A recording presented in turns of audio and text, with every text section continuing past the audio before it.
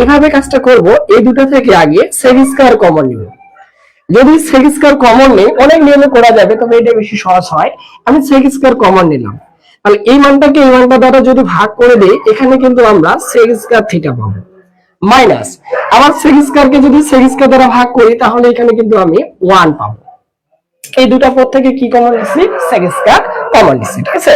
আচ্ছা, নেওয়ার পরে এখন ফলো করেন, এই যে এখানে আছে sec স্কয়ার, আপাতত আমি রেখে দিলাম যে এটা sec স্কয়ারে থাকলো, ঠিক আছে?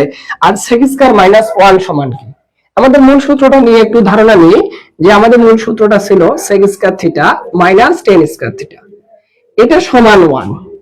আচ্ছা, আমি যদি tan স্কয়ারটাকে ওদিকে পার করে দেই, তাহলে sec স্কয়ার থিটা সমান কিন্তু আমরা পাবো 1 প্লাস tan স্কয়ার থিটা, এটা পাচ্ছি। আবার 1টাকে যদি আমি বাম দিকে দিয়ে দিই, তাহলে এখানে পাবো sec স্কয়ার থিটা মাইনাস 1 সমান tan স্কয়ার থিটা। এই জন্য আমাদের এই মূল সূত্রটা মনে রাখতেই হবে। যদি মূল সূত্রটা মনে রাখতে পারি, তাহলে আবিষ্কার করা সূত্রগুলো আমাদের জন্য কোনো ব্যাপার না, ঠিক আছে? এবার বিষয়টা খেয়াল করেন, এখানে sec স্কয়ার মাইনাস 1 আছে, এই যে sec স্কয়ার মাইনাস 1, এই জায়গাটাতে আমরা কি বসাতে পারি? tan স্কয়ার বসাতে পারি, কারণ আমাকে টেনই প্রমাণ করতে হবে। তাহলে এই জায়গাটাতে আমি ইনটু দিয়ে দিলাম, দেওয়ার পরে এখানে লিখলাম tan স্কয়ার থিটা, ঠিক আছে? আবার আরেকটা জিনিস আছে, sec স্কয়ার থিটা আছে। তাহলে দেখেন sec স্কয়ার থিটা সমান আমরা কি লিখতে পারবো? 1 প্লাস tan স্কয়ার থিটা লিখতে পারবো।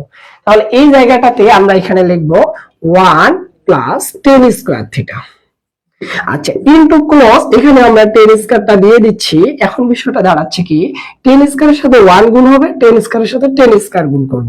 tan স্কয়ারের সাথে 1 গুণ করলে আমরা পাবো tan square theta, plus tan স্কয়ারের সাথে tan স্কয়ার গুণ করলে পাবো tan পাওয়ার 4 থিটা। এটাকে যদি সাজিয়ে নেই, তাহলে এখানে আসবে আমাদের tan পাওয়ার 4 theta plus tan square theta. এই যে আমাদের হয়ে গেল রাইট হ্যান্ড সাইড।